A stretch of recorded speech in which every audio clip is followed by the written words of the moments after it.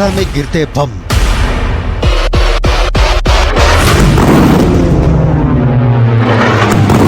रफा की भयानक गोलीबारी या खान यूनुस में लाश ही लाश वाली तस्वीर नहीं, इन सब के लिए जिम्मेदार देश इजराइल की तस्वीर है ये। इजराइल जिसके ऊपर आरोप है कि उसकी खूंखार सेना इजरायली डिफेंस फोर्स ने अब तक 39,000 से ज्यादा फिलिस्तीनियों को मौत के घाट उतार दिया।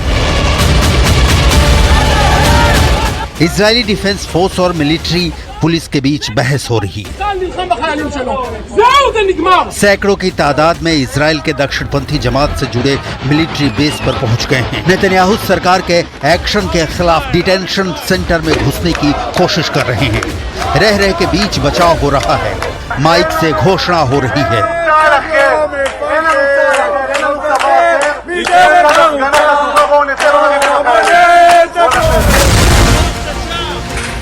कहां बाहर जाने के लिए कह रहा है ये प्रदर्शनकारी?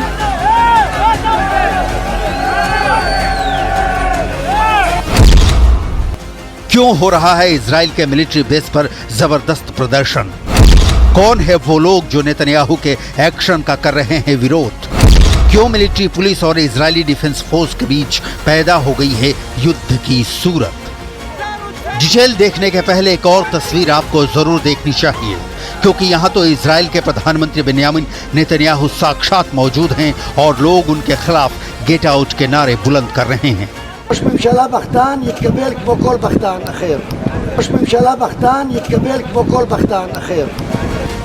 बेन्यामिन नेतन्याहू इजराइल के गांव द्रूस पहुंचे थे।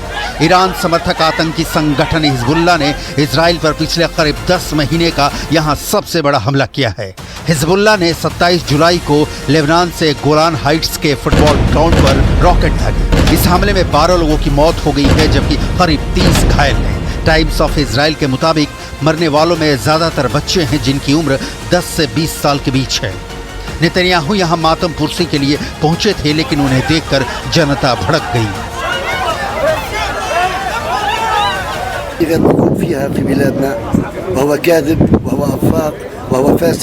وهو جاي يستغل جثث أطفالنا ليطلع بصورة بالتلفزيون لن نسمح له بذلك।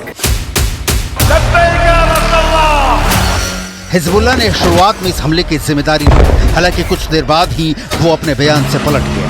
इजराइल की सेना IDF ने कहा है कि हमला फलक 1 रॉकेट से किया गया, जिसका इस्तेमाल सिर्फ हिजबुल्लाह करता है।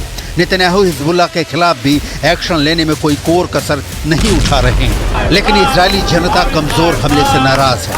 जनता में गुस्सा उबल रहा है। गाजा में 8 महीने से नेतन्याहू हमले पर हमले कर रहे हैं, लेकिन वहां भी कामयाबी नहीं मिल रही है। लिहाजा नाराजगी अब विद्रोह की सूरत अख्तियार करती दिख रही है।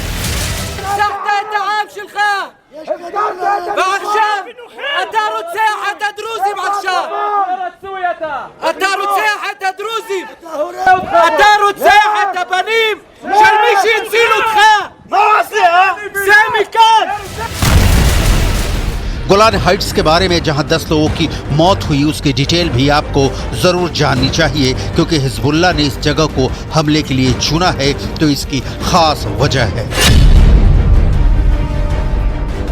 गोलान हाइट्स पर क्यों छिड़ी खूनी लड़ाई, इसकी डिटेल आपको आगे दिखाएंगे। उसके पहले सैयद तेईमान मिलिट्री बेस पर भड़के विद्रोह की डिटेल देखिए।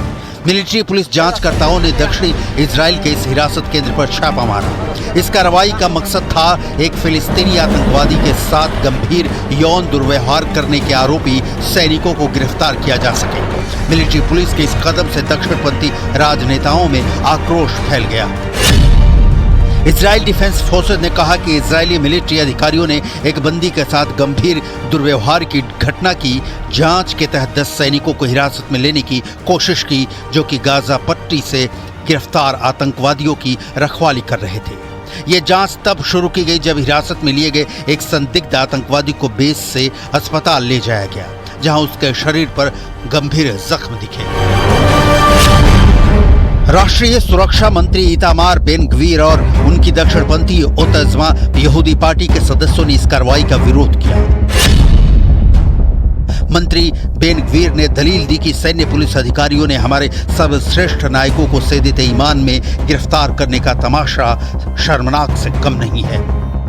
राष्ट्रीय सुरक्षा मंत्री इतामार बेन गवीर का मंत्रालय ही इजराइल पुलिस और इजराइल जेल सेवा यानी IPS को नियंत्रित करता है।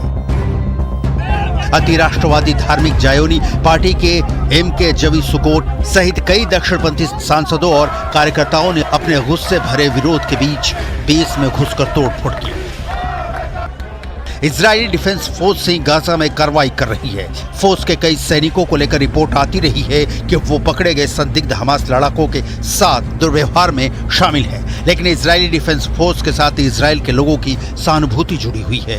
ये लोग IDF के जवानों को पिछले साल अक्टूबर में हमास के हमले में मारे गए 1200 लोगों की हत्या का बदला लेने वाले वीर के तौर पर देखते हैं और इन सैनिकों के खिलाफ किसी भी तरह की कार्रवाई का विरोध कर रहे हैं।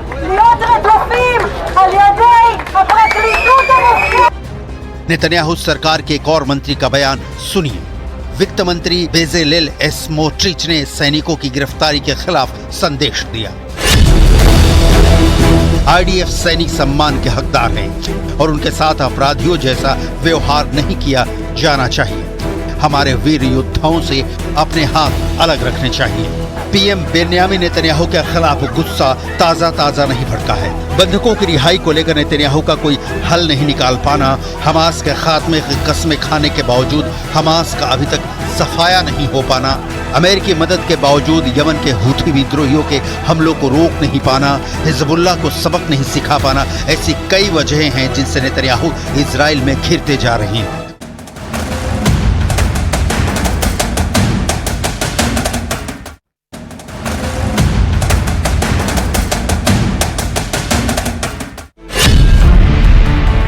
दुर्व्यवहार का शिकार होने वाले फिलिस्तीनी बंदी को कई सप्ताह पहले गाजा पट्टी में IDF ने गिरफ्तार किया था। एक आर्मी रेडियो रिपोर्ट के मुताबिक दुर्व्यवहार की घटना करीब 3 सप्ताह पहले सैयद-ए-ईमान में हुई थी और पीड़ित को सैन्य बेस पर गंभीर हालत में पाया गया था। उसे उपचार और सर्जरी के लिए अस्पताल ले जाया गया था। इजराइल में कैद फिलिस्तीन के कैदियों के अत्याचार के खिलाफ हमास भी आवाज उठाता रहा है और अब इजराइल में नागरिक अधिकारों के संघ ACRI की ओर से हाई कोर्ट में दायर याचिका में राज्य को सैयद-ए-ईमान को बंद करने की अपील की गई है। तर्क है कि हाल के महीनों में इस केंद्र में दुर्व्यवहार की रिपोर्टें सामने आई हैं। इनमें कैदियों के साथ दुर्व्यवहार का आरोप लगाया गया है, जिसमें शारीरिक शोषण, मारपीट, चिकित्सा समस्याओं की उपेक्षा, मनमाना दंड और बहुत कुछ शामिल है। लेकिन इजराइल का दक्षिणपंथी जमात इसके खिलाफ है और IDF के उन जवानों के खिलाफ जांच को बंद करने के लिए प्रदर्शन कर रहे हैं जो इनमें शामिल हो सकते हैं, जिनके खिलाफ जांच चल रही है। नेतन्याहू बहुत बुरे फंसे हैं। नेतन्याहू ने अमेरिका से लौटने के बाद गाजा पर हमले तेज किए हैं, लेकिन फुल ऑन सॉल्यूशन अब भी उनके पास नहीं है। של 12 נשמות טהורות, 12 ילדים וילדות ששחקו כאן כדורגל ולא הצליחו להגיע, לצערנו, למיגונית. गोलान हाइट्स में 10 लोगों की मौत के पहले 25 जुलाई को इजराइल डिफेंस फोर्स ने गाजा से 5 इजरायली नागरिकों के शव बरामद किए थे। इनको हमास ने 7 अक्टूबर 2023 को हमले के दौरान बंधक बना लिया था। इजरायली सेना का कहना है कि बंधकों के शवों को खान यूनुस शहर में एक ऑपरेशन के दौरान बरामद किया गया है। खून, मौत और लाशें देकर इजराइल की आवाम भड़क उठती है और टारगेट नंबर 1 होते हैं नेतन्याहू, क्योंकि देश की जिम्मेदारी नेतन्याहू के ही कंधों पर है।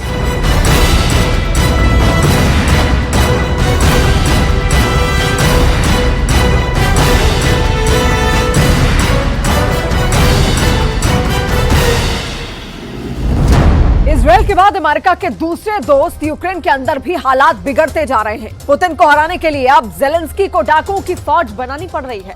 खार्किव शहर में लड़ने के लिए जेलेंस्की 20,000 कैदियों से डील करने की तैयारी में है।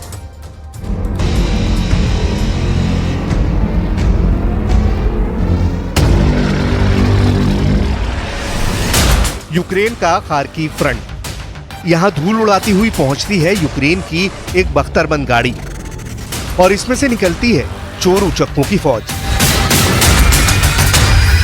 एक बार फिर देखिए, यह अमेरिका से मिली बख्तरबंद गाड़ी ब्रेडली। निकलने वाले सब चोर उचक्के हैं। यकीन नहीं आया? एक बार फिर देखिए और सबको गौर से गिनिए। 1, 2, 3, 4, 5, 6, 7, 8, 9, 10। ब्रेडली से निकलते हैं 10 फौजी जो हैं चोर उचक्के। लेकिन इस वक्त जेलेंस्की की बड़ी उम्मीद बनकर खार्किव के फ्रंट पर पहुंचे हैं। ब्रेडली बख्तरबंद गाड़ी से निकलने के बाद ये मोर्चे पर पहुंच जाते हैं, पोजीशन संभाल लेते हैं।